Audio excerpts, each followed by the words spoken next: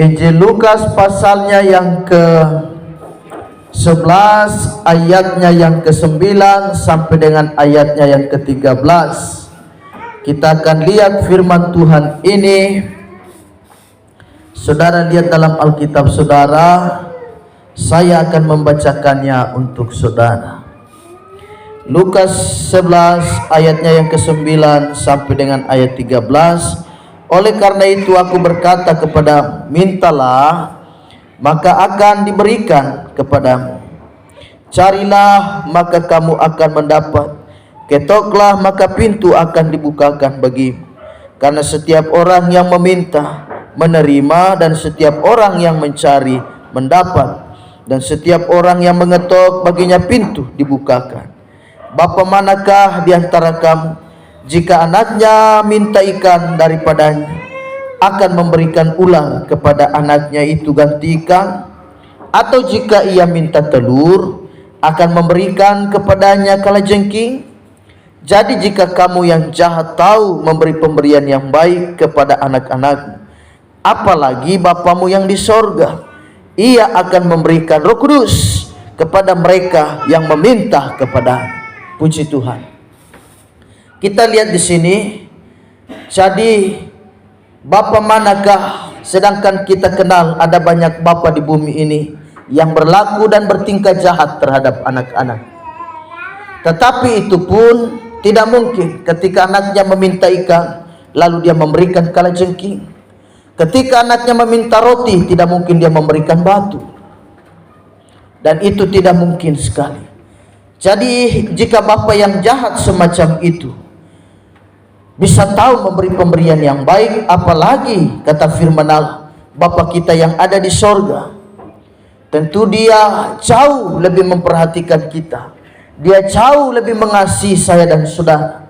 Dan pada ayatnya yang terakhir, di bagian terakhir di situ dikatakan, dia akan memberikan Roh Kudus kepada saya dan saudara. Jadi asal kita minta, maka saya dan saudara kita akan terima Roh Kudus. Mungkin hari ini saudara belum meminta. Jadi di malam terakhir ini adalah kesempatan di mana saudara bisa memintanya lebih sungguh-sungguh. Anda mungkin sudah meminta dari malam pertama, belum dapat. Permintaanmu ada kemungkinan juga salah, ataupun tidak serius, tidak sungguh-sungguh di hadapan Tuhan. Jadi di malam terakhir ini saya himbau saudara untuk memintanya dengan keseriusan, memintanya dengan sepenuh hati, memintanya dengan kesungguhan hati. Jadi dia akan masuk. Kalau kita minta, maka Roh Kudus akan diberikan. Kalau kita minta, Bapa pasti akan memberikan. Jadi tema khotbah di malam terakhir pencurahan Roh Kudus ini kuberikan tema menjadikan Roh Kudus sebagai kebutuhan pokok. Menjadikan Roh Kudus sebagai kebutuhan yang pokok, yang paling utama, yang paling vital dari segala kebutuhan. Tidak salah saudara perlu berdoa, minta sesuatu yang lain, bagus, tidak masalah. Firman Allah berkata dia akan memberikan Roh Kudus kepada asal saya dan saudara meminta. Memintanya juga dengan cara yang benar, memintanya juga dengan cara yang serius. Jadi dia Bapa yang baik. Apa yang saudara minta malam hari ini? Tentu saya mengerti. Kita malam ini minta kepenuhan Roh Kudus. Malam ini kita minta supaya Roh Kudus hadir bersama kita. Dia bisa lebih hebat dari malam yang ke-7, malam yang ke-5 kalau tidak salah. Lebih hebat dari malam yang tadi malam, malam yang ke-9. Jadi kita minta malam terakhir ini adalah puncaknya, di mana saya dan saudara akan menikmati lawatan Tuhan double porsi, 2 kali lipat Roh Kudus akan dicurahkan. Jadi yang menulis ini adalah seorang hamba Tuhan yang bernama Dr. Lukas. Ya, meskipun dia tidak masuk pada barisan 12 murid inti, kan Dr. Lukas kan tidak masuk. Tetapi kita melihat bahwa dia juga adalah seorang hamba Tuhan yang dipakai Tuhan luar biasa, sehingga dia bisa menulis. Salah satunya adalah Injil Lukas, dan dia juga menulis kitab Kisah Para Rasul. Itu dia yang menulisnya. Jadi dia adalah seorang dokter, dia adalah seorang tabib. Dari mana saya tahu dia seorang tabib? Kita lihat ayatnya. Kita biasa mendengar orang berkata nih, dokter Lukas, ya, tabib Lukas. Ini ayatnya, Kolose 4 ayat 14. Kolose pasal 4 ayat 14. Coba saudara perhatikan, Kolose, suratan Paulus kepada jemaat Kolose. Kolose 4 ayatnya yang ke-14. Coba kita baca di situ bersama. 2, 3, mulai. Salam kepadamu dari tabib Lukas. Ya, dia seorang dokter. Dia seorang tabib. Inilah dokter Lukas. Dan sebagai seorang dokter, sebagai seorang tabib, wah, dia mengerti betul yang namanya tubuh manusia, dia perlu sesuatu. Tubuh manusia itu perlu keamanan, kenyamanan. Karena itu dikatakan mintalah, carilah, dan ketoklah.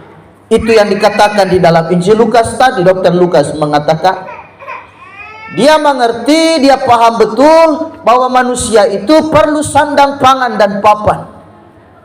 Artinya manusia itu perlu tempat tinggal, tubuh itu perlu tempat sandaran, tempat istirahat, butuh makan, sandang, pangan, dan papan. Butuh rumah, butuh kenyamanan, dan itu yang dimaksudkan oleh dokter Lukas. Sebagai seorang dokter dia paham betul. Karenanya disuruh mintanya kepada siapa? Mintanya kepada Tuhan. Karena tubuh manusia ini kita perlu makan, kita perlu tempat tinggal, kita perlu tempat istirahat, kita perlu tempat untuk beraktivitas dan melakukan segala sesuatu. Tetapi dokter Lukas berkata, jauh daripada itu, dari semua sandang, pangan, dan papan itu, ada satu kebutuhan yang paling pokok, dan itu harus kita minta. Apakah itu? Roh Kudus. Jadi karena itu tema khotbahku berbunyi, Roh Kudus, menjadikan Roh Kudus sebagai kebutuhan yang paling pokok, kebutuhan yang paling utama. Tidak salah saudara perlu makan dan minum, betul, kita memang perlu makan dan minum. Tetapi jauh daripada itu, saya dan saudara perlu Roh Kudus.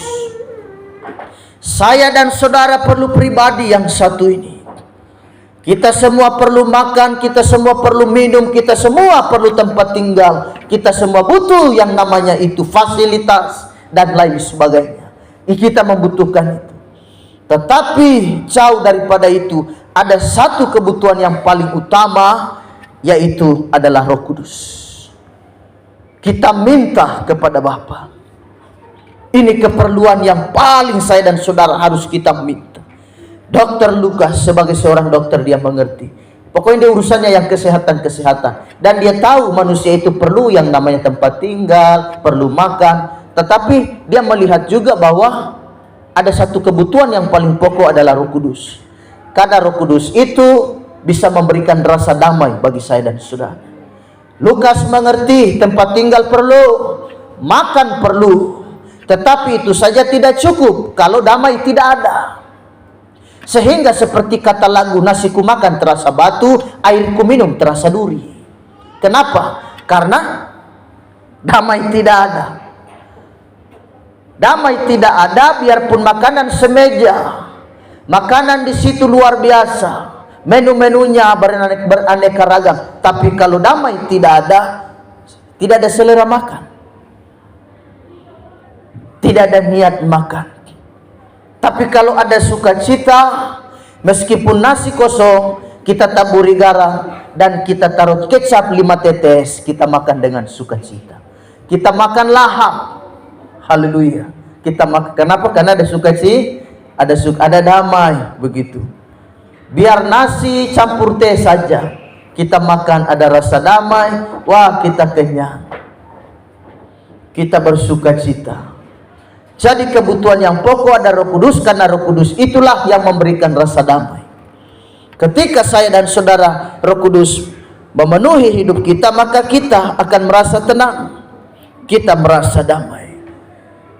Baptisan atau dipenuhi dengan Roh Kudus, saudara harus mengerti, baptisan Roh Kudus itu hanya terjadi satu kali dalam hidup. Itu baptisan Roh Kudus. Baptisan Roh Kudus itu dia terjadi hanya sekali dalam hidupmu. Tapi kalau dipenuhi Roh Kudus harus setiap hari. Baptisan Roh Kudus itu adalah pengalaman sekali seumur hidup. Saya lihat sudah dipenuhkan. Ada Ibu Marisa sudah ini, Ibu Marisa, Ibu Yani, Ibu Telahatu, Nona. Saya lihat sudah hampir semua mereka. Itu pengalaman saudara, itu pengalaman sekali seumur hidup. Tapi kalau saya dan saudara dipenuhkan bila perlu setiap hari. Ada banyak orang sudah dipenuhkan Roh Kudus, dia mengalami pengalaman-pengalaman ini, tetapi karena dia tidak hidup di dalam Roh Kudus, kita lihat bisa bikin dosa mereka. Makanya kita bilang, kenapa dia di gereja bisa, tapi di luar juga dia bisa cerita orang, bisa maki. Karena dia hanya mengandalkan pengalaman yang seumur hidup, yang sekali seumur hidup itu. Jadi saudara harus bedakan ini. Sekali lagi saya katakan, pengalaman dipenuhkan Roh Kudus itu adalah pengalaman sekali seumur hidup saudara. Tetapi untuk dipenuhkan, mohon maaf, pengalaman saudara dibaptis oleh Roh Kudus itu pengalaman sekali seumur hidup. Tetapi untuk saya dan saudara mengalami kepenuhan Roh Kudus, bila perlu kita setiap hari harus penuh. Karenanya kita harus bergaul karib. Jangan hanya mengandalkan, saya sudah penuh, saya sudah bermanifestasi, sudah berglosolali, berkata-kata, sudah dah, pokoknya hidup jalan biasa-biasa saja. Nggak bisa. Kalau kita sudah dapat pengalaman itu, justru itu memacu kita makin setia. Memacu kita, mendorong kita supaya kita lagi lebih setia dengan Tuhan. Banyak orang hanya begitu terima pengalaman itu indah ya kak, kayak wah indah sekali, rasa tenang, rasa damai. Tapi selanjutnya kehidupannya kembali seperti kehidupan yang dulu. Jadi tidak heran kalau ada orang sudah dibaptis Roh Kudus tetapi masih melakukan kesalahan, melakukan dosa karena mereka tidak hidup dalam Roh Kudus. Jadi harus dibedakan, baptisan Roh Kudus sekali seumur hidup, tetapi kalau dipenuhkan Roh Kudus itu harus setiap hari. Artinya kita membangun komunikasi dengan Tuhan. Kita harus hidup di dalam Roh Kudus. Sama seperti baptisan kan? Baptisan itu kan pengalaman sekali seumur hidup saudara. Kan Eca ini nggak bisa dibaptis lagi. Karena itu pengalaman dia sekali seumur hidup.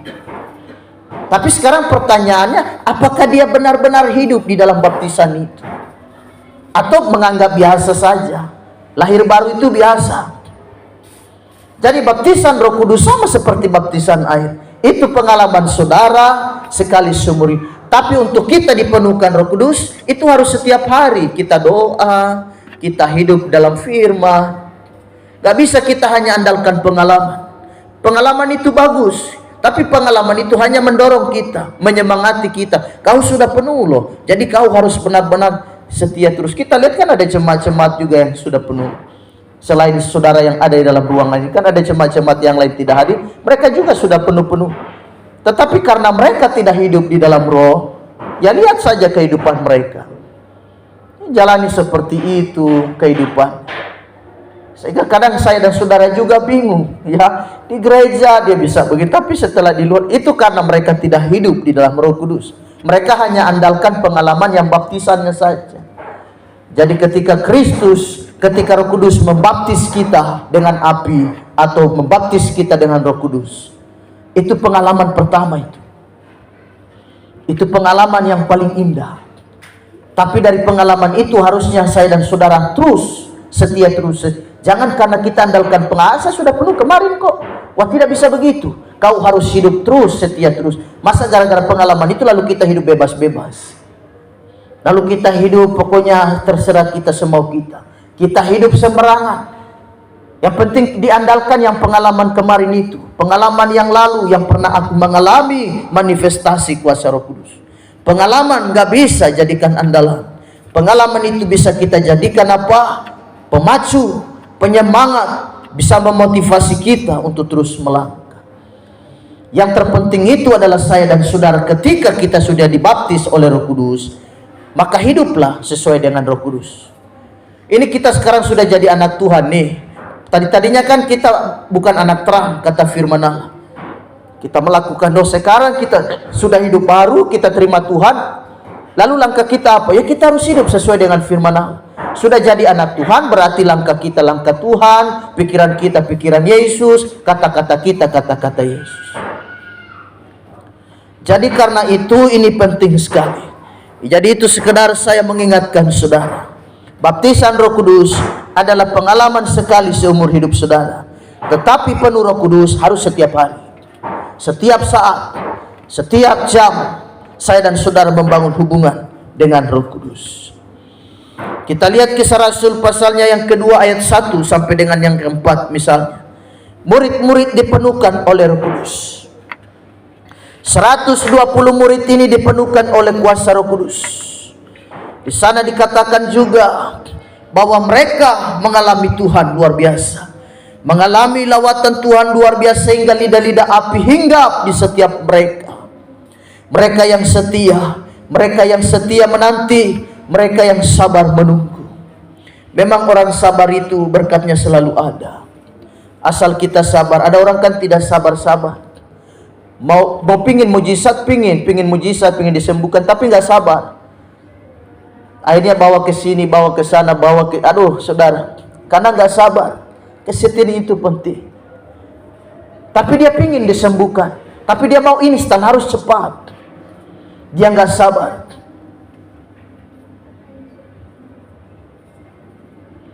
Jadi saya dan saudara harus sabar, seperti 120 murid ini. Mereka sabar menanti janji Bapa. Karenanya kita lihat dari 500 turun sampai 120 toh 380 hilang. 380 ini tidak sabar, mereka bosan saudara. Karenanya mereka ada kemungkinan tidak ikut lagi persekutuan itu. Yang setia itu 120 murid. Jadi kita tetap setia.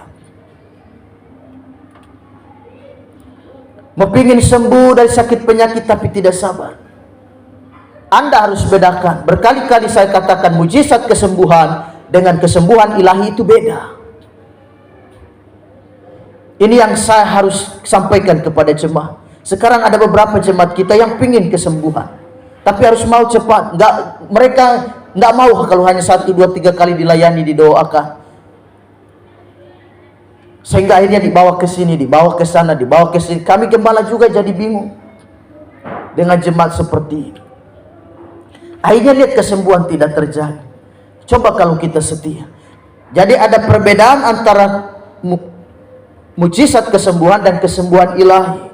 Kalau mujizat kesembuhan, Anda berdoa hari itu langsung sembuh hari itu. Itu mujizat kesembuhan. Dan itu kita lihat waktu Petrus dengan Yohanes mau ke pintu, waktu di pintu gerbang indah mau pergi sembahyang di bait Allah. Orang lumpuh duduk. Petrus dan Yohanes berkata apa? Emas dan perak tidak ada pedang, tapi demi nama Yesus engkau berjalan. Maka berdiri kan. Itu mujizat kesembuhan. Tapi kalau kesembuhan ilahi itu beda. Itu seperti Raja Hizkia itu. Harus ada prosesnya. Harus pergi ke bait Allah dulu, menunggu 3 hari baru mujizat terjadi, baru kesembuhan terjadi. Jadi kesembuhan ilahi itu dia bertahap, ada prosesnya. Kenapa prosesnya itu terjadi? Karena Tuhan kadang menguji iman kita. Tuhan menguji kesetiaan kita. Kita setia dulu, baru kita bisa terima berkat. Sebab Tuhan tahu masing-masing pribadi kita. Karena biasanya kita manusia begitu terima berkat langsung hilang. Terima mujizat hilang. Nanti kalau sakit lagi kenapa-kenapa, kaki sudah miring sebelah, baru datang lagi ke gereja, cari Tuhan lagi. Setiap Tuhan tahu dan mengerti setiap manusia. Dia tahu kita. Jadi karena itu saya dan saudara mari tetap setia melayani Tuhan. Jangan hilang-hilang dalam pelayanan. Sehingga ada cerita seperti salah satu bapak berkebaktian beribadah di salah satu gereja. Kebiasaan seorang hamba Tuhan ini, dia berdiri di muka pintu dan salami setiap jemaat satu persatu. Mereka mau pulang keluar ibadah. Akhirnya Bapak Gembala ini dia salam. Ada satu bapak kemudian dia salam dengan Bapak Gembala yang Bapak Pendeta. Bapak Gembala ini kemudian berkata, "Shalom Bapak, baru pertama kali Bapak ibadah di sini ya." "Loh, Bapak lupa sama saya ya? Saya kan jemaat Bapak." "Oh, mohon maaf, mungkin karena jemaat terlalu banyak. Apa bagaimana saya mungkin lupa karena jemaat mungkin banyak." Kapan terakhir kali Bapak sembahyang? Oh Pak Pendeta, 3 tahun yang lalu terakhir saya. Oh pantasan. Ada harus saya sudah tidak mengenali Bapak lagi. Makanya Bapak begitu kembali masuk gereja, aku pikir jemaat baru. Karenanya aku bilang, Bapak, shalom Bapak, terima kasih sudah datang, sudah bergabung bersama jemaat kami di sini. Saya kan jemaat Bapak. Si pendeta tanya, kapan terakhir kali ibadah di sini? 3 tahun yang lalu. Kok selama 3 tahun lalu, selama 3 tahun itu Bapak menghilang kemana aja? Dulu kan saya setia kan Pak ya, saya bisnis, hari-hari ini usaha diberkati Tuhan. Sekarang usaha luar biasa. Dulu saya waktu susah, saya rajin kebaktian. Tapi sekarang sibuk Pak. Saya tangani usaha, saya tangani bisnis. Saya berangkat sini sana karena urus usahanya. Mendapat hasil berlimpah-limpah. Saya urus bisnis ini luar biasa. Keuntungannya banyak. Membuat saya tidak ada waktu Pak untuk sembahyang cari Tuhan. Jadi saya sibuk Pak, seorang sibuk, tidak ada waktu untuk cari Tuhan. Lalu pendeta ini bertanya, loh sekarang ada di gereja, ada waktu cari Tuhan sekarang? Iya Pak, kan usaha saya sudah bangkrut Pak. Jadi saya sekarang kembali cari Tuhan lagi. Jadi karena itu saya dan saudara, mari kita belajar setia dengan Tuhan. 120 murid ini kita lihat, mereka setia, mereka bertahan, dan mereka terima lawatan Tuhan. Roh Kudus menghinggapi mereka. Itu cikal bakal dan pertama kali api Pantekosta itu dinyatakan. Kita berdoa supaya saya dan saudara malam ini dipenuhkan. Jadi sesuai dengan khotbahku tadi pagi, kita buang segala kepahitan, segala akar pahit itu hanya bisa menghalangi bagaimana Roh Kudus bekerja dalam hidup kita. Jadi karena itu hidup baru, hidup baik, cari Tuhan. Hidup ini begitu singkat sekali. Bayi bisa meninggal, anak usia remaja bisa meninggal, anak usia pemuda bisa meninggal, orang tua pun bisa meninggal. Kita cari Tuhan begitu sungguh. Jika aku suruh saudara untuk pergi ke cari pohon mangga dan coba tengoklah ke bawah, di bawah pohon mangga, maka saudara akan temukan bukan hanya daun kering yang berguguran, pasti ada daun hijau juga yang gugur. Pertanda muda dan tua semua bisa dipanggil pulang oleh Tuhan. Kematian tidak mengenal usia, tetapi dipanggil kapan oleh Tuhan, asal kita setia. Sorgalah menjadi tempat kita. Sorgalah yang menjadi tempat saya dan saudara. Nasihat Paulus kepada jemaat yang ada di Efesus. Mari kita lihat Efesus 5 ayat 18. Ada satu nasihat Paulus, Rasul Paulus kepada jemaat di Efesus. Efesus pasal 5 ayatnya yang ke-18. Efesus 5 ayatnya yang ke-18 kita baca bersama. 2, 3, mulai. Dan janganlah kamu mabuk oleh anggur, karena anggur menimbulkan hawa nafsu, tetapi hendaklah kamu penuh dengan Roh Kudus. Kita penuh dengan Roh Kudus. Jangan mabuk oleh anggur. Anggur hanya mendatangkan huru-hara. Mabuk oleh anggur hanya mendatangkan sesuatu yang jahat. Sehingga kita lihat seperti cerita dalam Alkitab. 2 anak Lot sengaja membuat ayahnya mabuk sehingga mereka bisa tidur dengan ayahnya. Kenapa? Kejahatannya selalu bermula dari situ. Karena itu saya dan saudara, jangan mabuk oleh anggur. Kita jangan mabuk oleh apa? Segala minuman-minuman yang keras. Kita tinggalkan dan kita buang itu. Awal semua kejahatan sudah bermulai dari situ. Kita lihat kalau orang sudah mabuk, pikirannya pasti jahat. Pikirannya pasti tidak rohani. Jadi tidak boleh. Mungkin saya dan saudara tidak mabuk oleh alkohol, tidak mabuk oleh miras. Tetapi bisa jadi saya dan saudara, ada banyak orang Kristen hari-hari sedang mabuk juga. Mabuk oleh apa? Mabuk oleh dosa. Mabuk oleh hawa nafsu. Mabuk oleh apa? Mabuk dengan kebencian. Dia mabuk dengan dengki, iri hati, kepahitan. Dia mabuk. Jadi mabuk di sini tidak hanya karena orang itu sempoyongan. Dia habis minum cap tikus 3 botol. Lalu dia sempoyongan. Tetapi mabuk di sini bisa punya pengertian orang mabuk karena hawa nafsu. Orang mabuk dengan harta sehingga mereka tidak merasa cukup dengan harta, dengan gaji yang besar, tetapi mereka mau dan mau terus. Sehingga tidak heran mereka korupsi, mereka curi uang rakyat. Kenapa? Karena mabuk. Mereka haus kekayaan, haus materi. Rasul Paulus berkata, jangan kamu mabuk oleh anggur, jangan kamu mabuk oleh hal-hal yang semacam ini, tetapi saya dan saudara harus penuh dengan Roh Kudus. Waktu mereka berbahasa roh, waktu 120 murid ini di kamar loteng Yerusalem dipenuhkan, orang menjadi heran, lalu orang menghina, mereka berkata orang-orang ini sedang mabuk. Petrus berkata dan berdiri, kami tidak mabuk, ini baru pukul 9 pagi. Tetapi kami sedang berada di dalam apa? Urapan Roh Kudus. Jadi saya dan saudara berdoa, kita percaya Roh Kudus malam ini akan kita nikmati. Kita terus hidup dalam doa. 3 kali loh Yesus memberi kita supaya kita meminta, memberi kesempatan. Yesus berkata minta. Itu yang pertama. Yang kedua cari. Yang ketiga ketok pintu. 3 kali. Kalau 3 kali ini adalah sebuah perintah, maka ini penting sekali. Saudara suruh anak saudara 3 kali loh. Biasanya itu pertanda penting. Nah, ambil bapak punya topi. Nah, ambil bapak punya sepatu di situ. Berarti memang itu penting sekali. Nah, tolong ambilkan ini untuk bapak. Sayang, tolong ambilkan ini untuk bapak ya. Sampai 3 kali. Biasanya sampai 3 kali kalau anak itu tidak kurang perhatikan.